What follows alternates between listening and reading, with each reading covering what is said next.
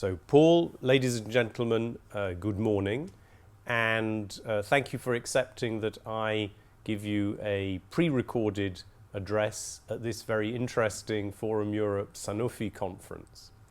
It's a very important conference for my bit of the Commission this year because we are, as you all know, busy consulting not just those in the room but stakeholders across Europe about how precisely to unlock the real potential of mobile health. So I'm both extremely disappointed that the exigences du service, as they say, prevent me from being with you, but very pleased that you've chosen to organise this theme at this moment here in Brussels.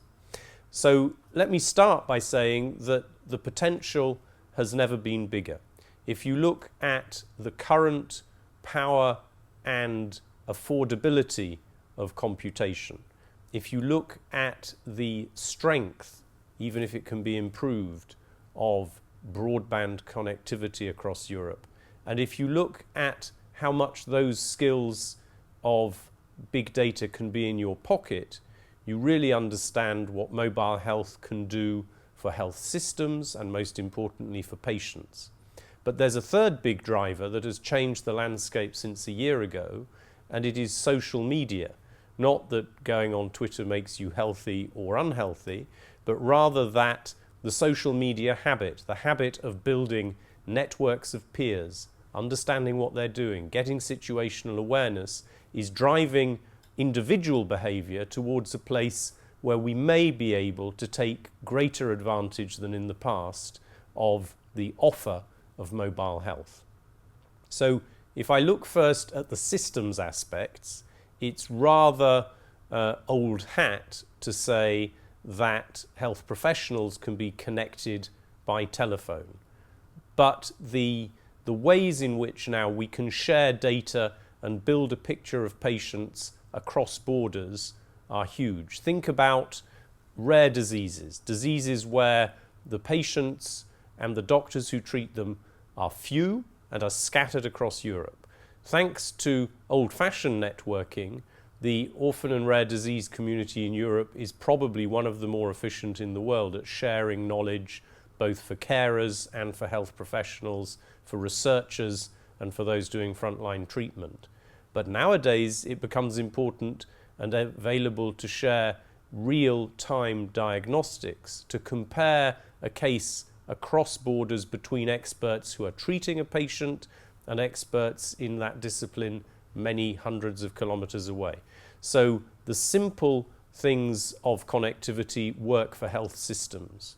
The problem, of course, is interoperability. How do we get the data within a hospital from one department to another?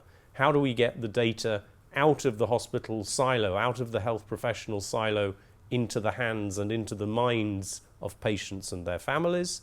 And how, without tripping over linguistic, technical and legal barriers, do we get that same information shared between, for example, a radiology department in a Baltic state and a patient and their family and main practitioners somewhere in the south of Europe? So these are the sorts of challenges we face.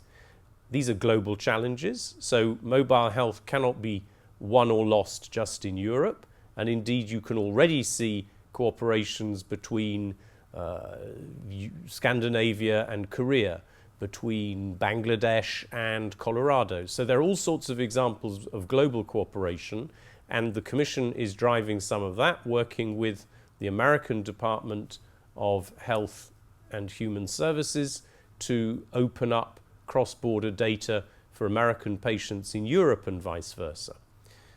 This all sounds very promising, and it is. What is going to change next, and what can the European institutions do to help you?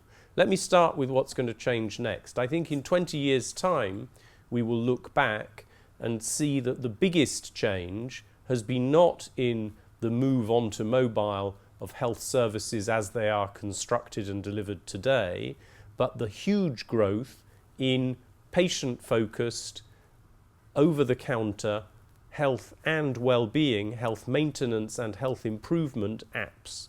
So it won't just be for chronic disease sufferers, for example, diabetics. It won't just be for chronic cardiac or cancer recovery patients. It will be for all of us.